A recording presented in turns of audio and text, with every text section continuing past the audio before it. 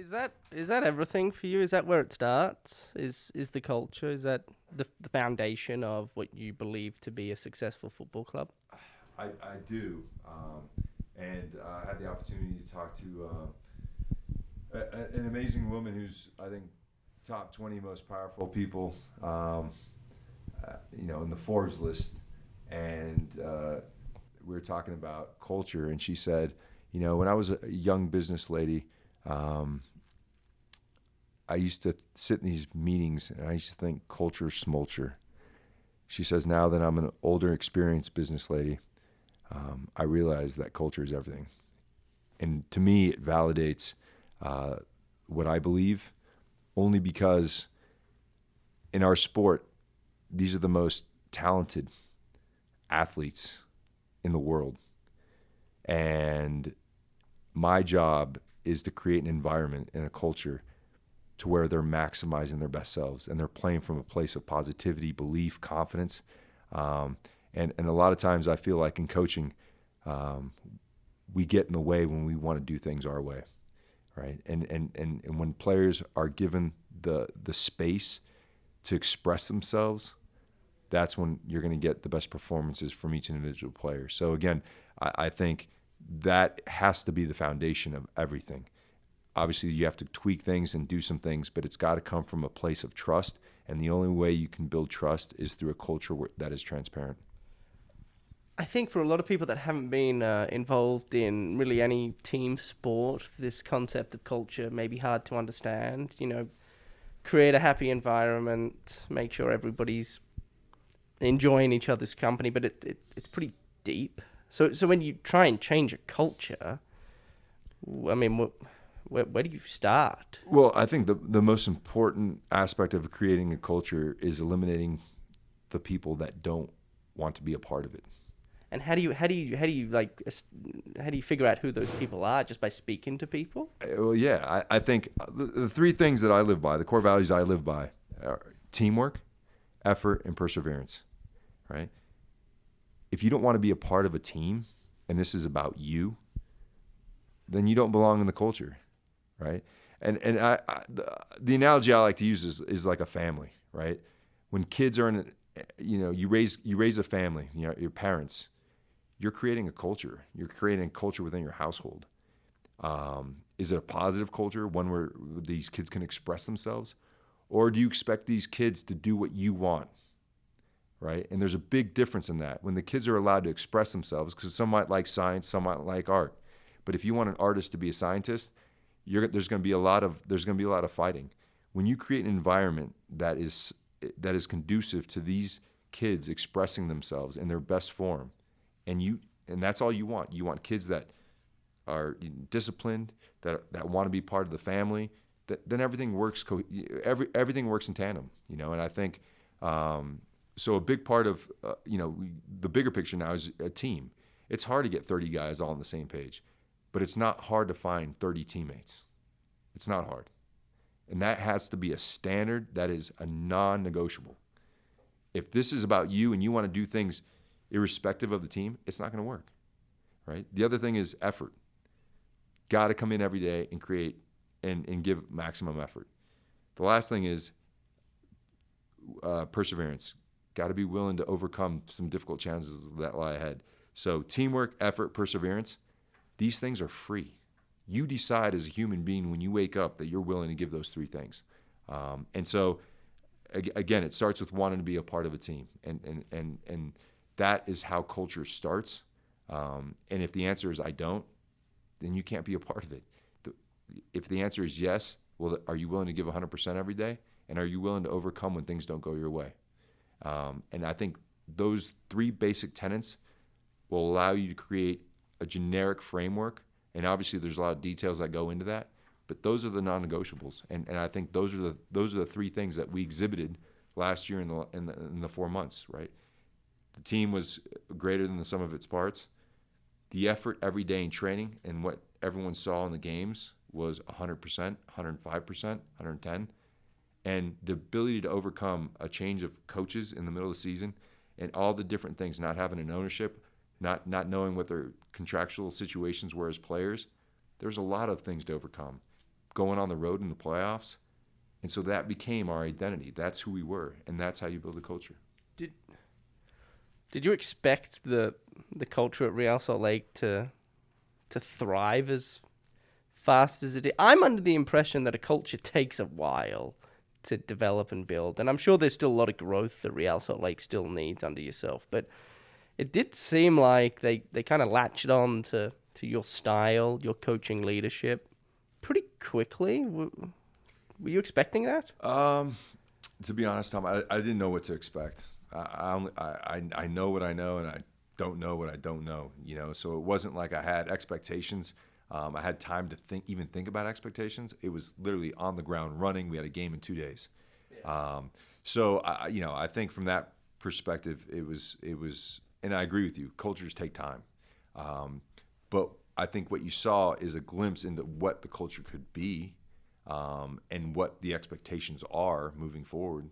And another interesting thing that I had our sports performance coach, Ryan Cotter, put together was the running metrics under Freddie in 20 games and under myself under 14 games. And in every metric that we record, the group improved exponentially. Didn't change necessarily the sessions. We trained the mentality in the way we wanted to train. The duration of the sessions were shorter, but the emphasis was on mentality. Whether we were defending, attacking, transitioning, whatever the exercise we were doing, the mindset that was needed to execute this at the highest level. Those were the demands. And the two most important metrics that were shown, that I saw, that were unbelievable were we were ranked, I think, 25th in sprints in the league out of 27 teams, and that went down to 6th in the league as far as sprints. And sprint distance was another one that went from like 24 to like 9.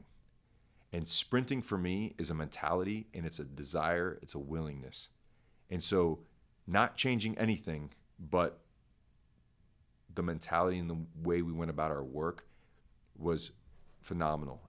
And that the great thing about this social experiment, for lack of a better term, was it was the same group of players. No one changed. And so when you talk about culture and the impact that has, it's seen in the data as well. So not only like speaking esoterically and philosophically about culture, it's in the numbers. And it's in numbers where you're saying, we don't change the way we're training. We don't change it. We're just changing the mentality. And we went from 26th to 6th in sprints. Fantastic. Historically, Marcelo Bielsa, who I know you're rather fond of, you mentioned you were born in Argentina. He's a cult hero. He's up there with Maradona, basically. Maybe not quite that high, but he's good. He's a big believer. You and I both know that he's a big believer on his teams being the hardest working teams. I think Leeds are in the relegation zone right now, and they're not working as hard as they have done over the years. You went to a 3-5-2. You went to a more aggressive style. Is that the style you want to play? Or did that change with the 4-2-3-1 in the playoffs? I think having the tactical flexibility to play in a 4 and play in a 3 is really important.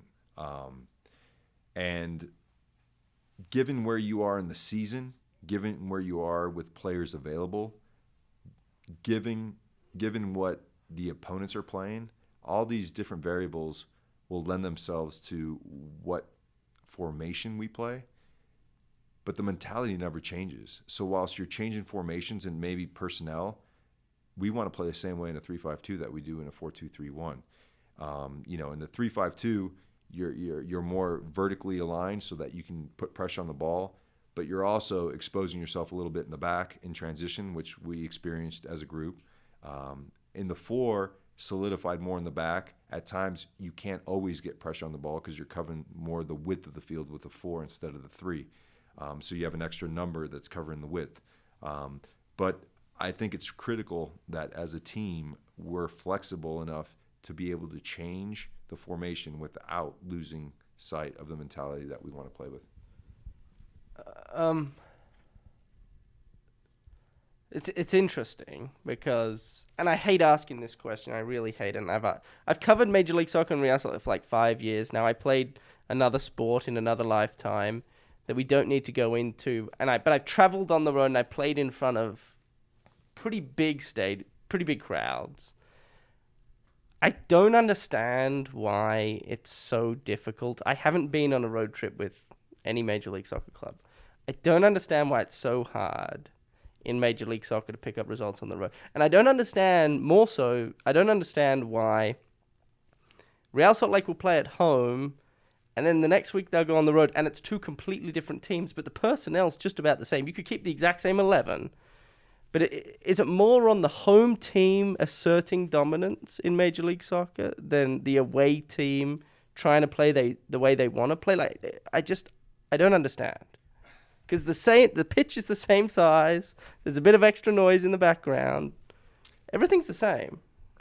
No, you raise a really good question, and I think I don't have the answer to that. I'll tell you, as a player playing in this league and going abroad, or going away to play games, there's just this preconceived thought that the home team is going to come out guns blazing, like they're going to come out and really smother you. And the thought was always, if we endure the first 20 minutes, we're going to find our moment to take control of this game. And then as the game wears on, now the pressure grows for the home team, making it easier for now us as visitors to find a way to get a result. The problem is that you're saying if we can endure the first 20 minutes, and so if you concede in those first 20 minutes, it's like a self-fulfilling prophecy. You knew that it was going to be hard. You conceded, and here we go again. And so for me, it's more psychological than it is physical or personnel. It's the mindset that the home team has an advantage. And I think it's experienced across all sport, where you're the home team, you're going to win. Like, that's just the thought. I think what we did getting into the playoffs and then, winning a couple of games on the road, I think might start to change that narrative for our group. Whereas if we're organized and we're disciplined and we play as a collective, we can get results on the road. So it doesn't feel as daunting as it did before we embarked on this playoff run. Right. So the playoff run, for as much experience as you've had in this league, it still taught you something, right? Like you had to have learned, because very few teams do what you did. We learned a lot. And I think, again, it goes back to, we'd suffered a couple tough defeats at home with 3 in the back. And so, meeting with some of the experienced players and talking about, we got to get a win here, And the first thing that we all talked about as a group was, do we feel comfortable going back to a 4, even though we hadn't played it in a few months, but we'd played it the previous, the first 6-7 months of the season. And the answer was absolutely. We feel comfortable. Let's go for it. And so that ability to have leaders that are flexible and committed. Again, when players own it, players have accountability. Players are willing to give more than they ever thought possible because they're a part of the problem solving, right? And I think that's what we experienced as a group. And in that moment, it was our formula to be successful on the road and try to make a run in the playoffs.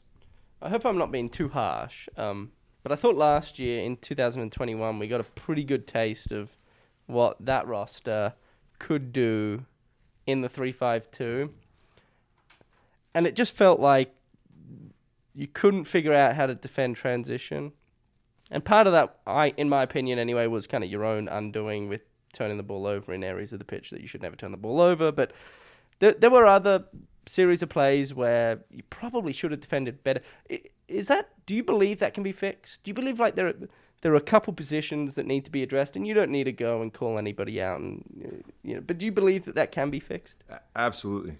I think you've alluded to it. You lose the ball. Again, the 3-5-2, the way we were playing it, it was an aggressive version of the 3-5-2 where we were releasing a central defender, right? So now we're playing with 2 in the back. And so the onus is on the ball carrier and the players off the ball moving to create options so that we don't lose the ball in bad spots. Again, those are decisions that are being made in real time, and we found ourselves on the wrong end of those plays too often. And so yes, those you can fix that. But given that we're now faced with we have to win at Kansas City or go home, the change was fixed. We fixed it by changing the formation. So again, I think if we have a preseason, if we have more time to really break down, again, at that point we were playing 5 games in 2 weeks, heading to the decision day game. It's hard to fix things. The guys are recovering, takes 2 days, and then they're playing on the 3rd day. So there wasn't a whole lot of time to get on the field and really work through it. Most of the work was done on video, and that's not the same as it is on the field and feeling what that feels like in real time. So I think given enough time, we can definitely patch that and address that. But again, I think we had some really, really good performances in the 3. Where beating Colorado at home to win the Rocky Mountain Cup was one memorable moment where I thought the guys were spot on in every decision that was made with the ball that never led to dangerous chances in the counter. Apologies, I'm jumping around a bit here, but I remember speaking to Elliot. I can't even remember if it was on or off the record, but I said, do you feel like he controls his own destiny? And he kind of hinted at yes. And I felt like you did. Did you feel like you did? I don't know in destiny in which way. I felt like I controlled my destiny. Like the onus was on me to show up every day and be the best version of myself. If you're talking about destiny as far as taking this position over permanently or removing the interim tag, that was never what I was doing it for. My coaching journey is not about a job. My coaching journey is to become a better coach every day. You're going to get jobs and you're going to lose jobs. What I'm steadfast about is becoming a better coach. What are my deficiencies? What areas do I need to work on? How is the culture? What kind of players work best in the system that I want to play? The style of play given the players that are available. These are things that I'm constantly assessing and self-reflecting upon that are important to me. Jobs come and go, as we know in this business, but the most important thing, the consistent thing, the destiny part of it, is that I become a better coach with every training session and every day that comes by. So there was no, on decision day, you obviously knew you had to win to get into the playoff. There was no thought that entered your mind, like, if I lose this game, I don't know what the future holds. If I win, I improve my chances of removing the interim tag. None of that entered your mind. Because that's crazy to me, Pablo, that you can't... Because I panic under pressure, I guess. Because I'd be thinking about it. I think most people would think about it. Well, let's just go back a couple of months when the job was offered as far as the interim job. And I was asked about a week later if I wanted an interview for the job. And I said,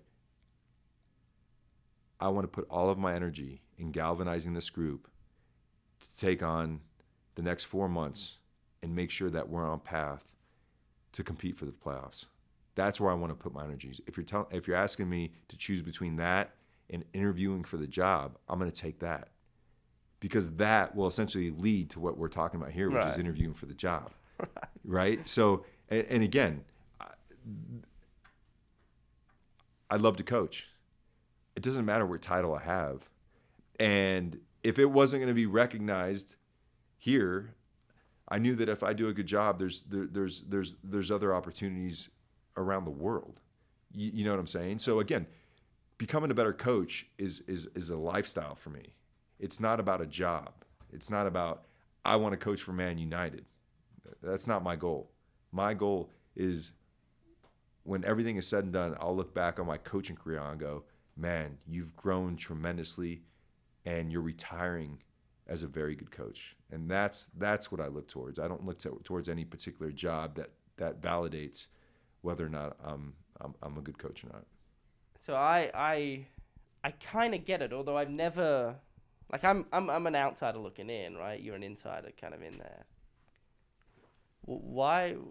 What is the obsession with coaching? I think I get it, but I'm not in your shoes. I can't act as if I am a coach, although I do have a young child, so as you mentioned earlier, I kind of can. But why is it so obsessive to you? Again, I think for me, it's about leading men, and again, I think all of us we have a purpose in life, and I when I got let go in Colorado, I spent 2 years,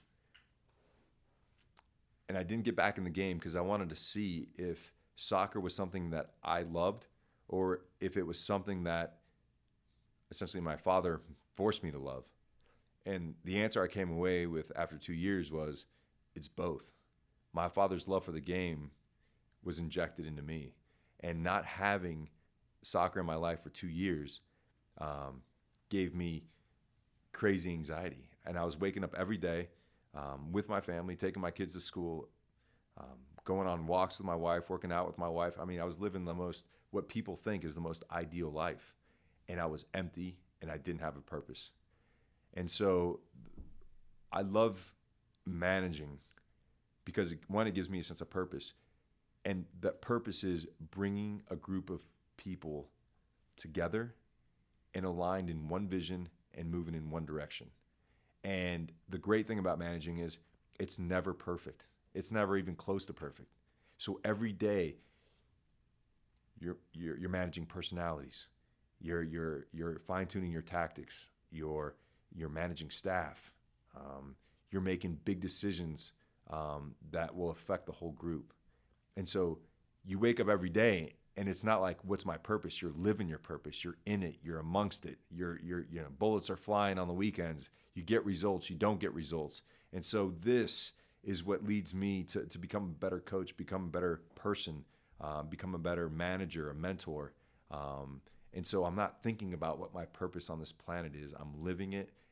And the aspirations for me is again, to get at the end of the road and look back and say, man, I've been able to influence people's lives in a positive way by sharing what my dad shared with me, which was love for football, to these young men that are aspiring to be the best that they can be. You see footage across the world of managers losing their mind. Peter Vermees may have done it a couple of times towards the end of the regular season and playoffs there. But you're pretty cool, calm and collected, it seems. You always try and stay. Did you have to teach yourself how to control your emotions? Absolutely. I think, and this is what experience gives you. I think when I went from playing right into coaching in Colorado, I was living and coaching the game as I did as a player on the field. And, in those 2 years of not coaching, I had a ton of time to reflect and write and think about areas of my coaching experience to that point that I wanted to improve on.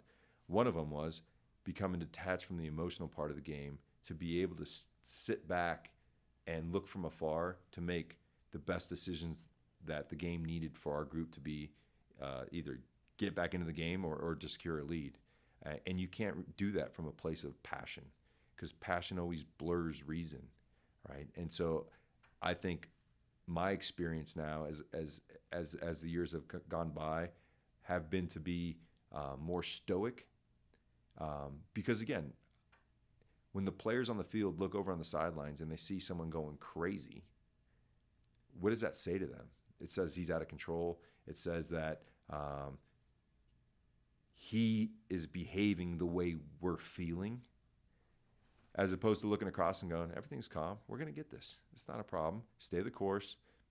And so it's the nonverbals for me are critical as a manager, as a leader on the sidelines, to allow the players to be confident in what we're doing, even if we're under it. Like in the Seattle game, we were under it for what felt like probably 70 or probably 90 minutes. But we never wavered. Stayed the course. And even in the penalty kicks, this is how we're going to go about it. This is how we're going to take it. And I think that place of reason, the place of stepping back, and a place of confidence that we put a great game plan together. Let's stay the course. If it doesn't work this time, no problem. We'll learn from it, and we'll continue to improve as we move forward. You brought up the Seattle game. It triggered something. I heard a story. I don't know if it's true. You can confirm. But you didn't write the list of players you wanted to take the penalty before you asked them in the huddle, because you obviously wanted people to want to take the penalty. Did you learn that from? I mean, like, I don't know if people think like you, Pablo. Again, a lot of the way I manage came from playing for 16 years. I think I played. So you gather a lot of experiences that I like to tap into, because I think a big part of managing is understanding where the player's coming from. It's not about you. And this is the big thing about the way I manage.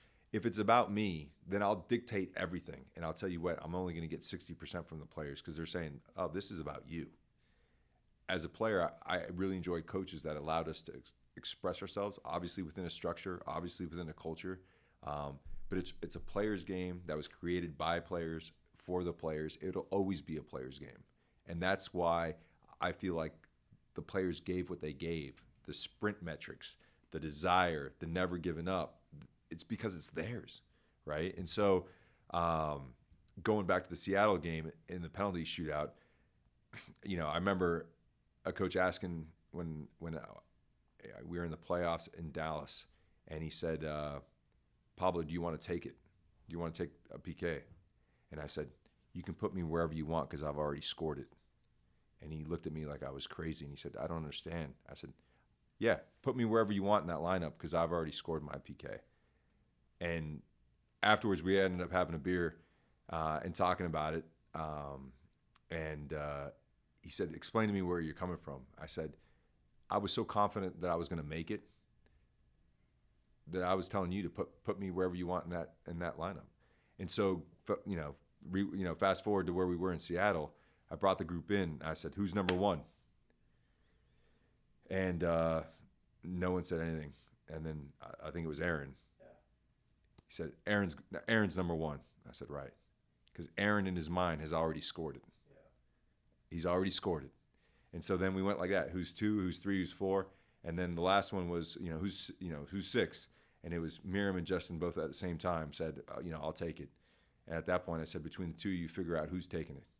Because, again, it's ownership, it's belief, it's confidence. It's not what I think. It's not who am I to tell somebody to have confidence? That's not how it works. Confidence comes from within, and it's expressed outwardly. And so when the players say, I want to take it here, I want to take it here. However, going into the next, if there was going to be a next penalty shootout, already have an idea of how that looked. And again, if we go in the same order, it becomes predictable for the goalkeeper. So maybe changing things up as far as the order's concerned. I think Marcelo Silva took the fifth penalty, which was a surprise. It's incredible. It's incredible. And again, if I'm a coach, I would never have done that. Right. And then we wouldn't have won. That's crazy. Right? I mean, that's how it works, right? If I would have done it my way, we wouldn't have won that game. I just think there are managers forever, ever since I've been around, that almost want to be the center of attention. And I don't know why that is. The media, we're probably to blame because we give the managers so much attention, which maybe we shouldn't. I'd appreciate that, Tom. I'd appreciate you taking some of the pressure off. No, I think there's a certain amount of responsibility that the coach is absolutely responsible for creating the culture, for creating the system. It's the players that express themselves during the game. It's the players that win the game. It's the players. I'm telling you, more times than not, losses are because coaches get in the way. And I'm speaking very generally here, but right. that's the way I look at coaching. Coaching is again, like we spoke about earlier, the most talented athletes in the world. I mean, look at there's only so many professional soccer players, right? Especially in this country. Let them do their thing. They're here for a reason. You brought them on board for a reason. How do you let them express themselves, create a culture where they thrive, and let it happen? And again, a lot of that I gathered from Bruce Arena, where he was the king of that. We don't have a ton of time. I will wrap it up. I'm under the opinion, good managers, good leadership, I guess, in any setting, business, soccer, American football, walk into a room and they see it differently than most. They can kind of pick out the people that are friendly and the people that kind of are after more for them. Do you Do you think that's fair? Is that a fair state? Is that what you practice too? Like when you walk into a room or you walk in to speak to the team, like how fast can I get a sense of where the team's at mentally right now? Is that part of it? I think that's definitely a part of it. Obviously, I think you can't be quick to judge, but you have an idea, you know, their engagement, their eye contact. And that's one of the things I've noticed when I first took over is the eyes when I was speaking were engaged. It was focused. It was, and a lot of times you'll know when guys are drifting that they're not checked in, right? And so, but what I've also learned about players is that they have personal lives too. And it's not just for as much as the media, as much as coaches talk about just the game, we forget that these are human beings that have difficulties like all of us. And so a lot of times the lack of eye connection, the lack of this, a poor practice, a poor week of training has nothing to do with you. It's not anything against the coach. It's not anything against their teammates. They're going through some hard times at home. And so it's about pulling guys aside and talking to them about their lives and where they're at. Is there any way I can help, right? And so I think that's where my managerial style transcends sport. It's about humans working collaboratively to achieve, a certain goal. How much patience do you have? Well, because 18-year-olds are different than 32-year-olds. Yeah. And I bet you were different at 18 than you were at 32. I guess I should also probably ask, like, at what age did you figure it all out? Or not all of it out, but, like, get a better understanding of the mental side of the game? Or Tom, I think this is a work in progress for me. I'll never figure it out. I don't have... Again, I said I know what I know, and I don't know what I don't know. And you're cool with that. That's just the way it is. That's just the way it is. I mean, I'd be a fraud to myself, which in turn would be a fraud to the rest of the guys if I acted like I knew everything. I don't know everything. I'm 45 years old, And by the time I figure it all out, I'll have to retire because I won't be able to relate to the generation of players that I'll be coaching, right? And so, I feel like I have a great, and I have kids that are, 14 and 16. I understand how difficult it is to raise kids in these times with social media and where a lot of the kids get their validation for who they are in life is through social media. And so I'm still, I think, young enough to be able to relate to that and come from a place of empathy. But more importantly, I'm comfortable with the things I don't know. And that really inspires me to continue learning. And I'll be a learner for life. And hopefully end up at the end with some great experiences and memories like we had at the end of 2021. I bet you've had managers in the past that have pretended like they know everything, because I feel like a lot of managers do that. You're okay with not knowing everything? Do you think there's a better response there? Because if you know everything and you say something and the person you're speaking to thinks that you know everything, that's probably why managers pretend to know everything. Which is really weird that you're like okay publicly saying like I'm not. Do you think there's like, because you're so transparent, there's like a better reception? It's like, yeah, I definitely think when you speak, because again, I think as players, as a player, I had insecurities as well. I didn't know everything, although the media at times made me feel like I knew everything because I was playing with the national team and was going to World Cups. The truth was, I left a lot on the table. There's a lot. I look back at my career, I'm like, man, I really didn't know a whole lot. However, I got to a really high level. And so now in this coaching role, I think it's what makes you human, not knowing everything, right? I think it'd be crazy for anyone, and even in their respective fields, to say, yeah, I know everything. I mean, who is this? And I think there's a level of trust there between player and manager when you're embarking on the truth together. What is that truth? Every year, there's going to be a different truth that you're seeking, right? But if we're working on it together, because we both don't know everything, I think there's a real organic relationship that's built versus I know everything, you do what I say. Then it just becomes like a dictatorship. And whilst that might work for a year, that's not a culture that will thrive for the long term. Lastly, and this is kind of a lame question to end on, but it can be quite powerful. 10, 20, 30 years' time, you know, when people look back on however many years you survive, you know, as you mentioned, this is a forever changing industry.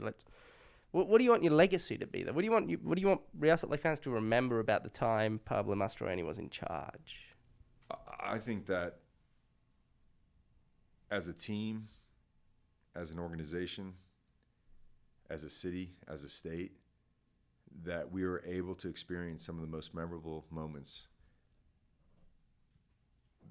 that Salt Lake has ever experienced. Silverware, you know, a player that comes through the academy system and is now representing the U.S. national team at the World Cup. You know, any member of staff that goes on to achieve their dreams, any fan that was a ball boy or ball girl at a game and was inspired by the players who were inspired by our culture, that went on to achieve whatever they dreamt as a child. Again, I think this experience for me is a human experience. It's one that utilizes soccer as a conduit to dreaming big, you know, and achieving great things in life. And I think that's what sport does. It brings people together. It allows us all to believe. It temporarily freezes time to enjoy in the wonderful moments that can only be experienced by a collective, and just cherish those memories, you know. And silverware is definitely a part of that in sport. But I think, again, the run that we went on to end the year when no one believed in the group, I think is something that all these players can take with them forever. Not that we fell short, but the feelings that were in that locker room when we won an away game to get in, when we won an away game in Seattle, when we won an away game in Kansas City, the celebration, that the elation that comes from doing something and being part of a team, even the guys that weren't dressed in that locker room celebrating. This is the greatest joy of my life. This is it. And if you don't take the time to enjoy those moments, then for me, you're playing the game for the wrong reasons. Because at the end of the season, there's only one team that's celebrating. That means there's 26 other teams that are very disappointed. And so when you talk about culture and you talk about what it means, what I'd like to say is, what does it feel like? And how often can we get to that moment after a big win on the road and celebrate like that? That's the feel that we want. You think you can coach winning? That's what it sounds like. Because winning, having fun, creating culture, it's all inclusive. A good culture and a losing football club kind of doesn't go hand in hand, right? You do have to have a little bit of success to create a culture that's... It's what precedes what? It's both. You need culture to give yourself a platform, but you need wins to validate the culture. Right. But you can coach winning. Is that what the playoff run taught? That's probably what it taught me. Not taking anything away from the team, because the team was talented and your roster was good, your squad was good, but I felt like it was like a lesson on learning how to win. And that's a belief, and that's a mindset, and I do think that's a culture. And again, I think in 2016, it was a very similar situation where we were picked to finish bottom of the league, and we ended up competing for a supporter shield with a group that a lot of people would say maybe wasn't the most talented, and with a coach that you can definitely say wasn't the most talented. I've got a super general question for you. As general as can be. No wrong or right answer, but what are you looking forward to most going into like the next season, knowing it's 5-6 weeks away? 4. Yeah. 4? Yeah. Preseason starts in 4. think the fan base is kind of curious because obviously the circumstance that you came in, very brief, quick turnaround, change in tactics. I think a lot of people liked what they saw, but what is Pablo Mastroeni just most excited for going into this new season? I think really is continuing to build off of what we did the last 4 months, and continuing to make incremental improvements in the way we play, the mentality, and really building the culture to endure sustained success at the club. I think, not that it was. It wasn't easy doing what we did last year, but I think it's a snapshot of what we can become as a club, and what I'm hopeful with, especially with the possibility of new ownership and new investment, is that we can create something special, that lasts, that's sustainable. That's what I'm most excited for, is to build off of what we did last year and continue making the incremental. Because again, there's no need for wholesale changes in any aspect. It's really about continuing to improve, and I think you'll always be improving. And then different players come, and you're changing, tweaking things, and accommodating. And I think that's the art of coaching as well, which is these are the players. You manage them, and you got to manage all the players differently because everyone's at different periods in their careers.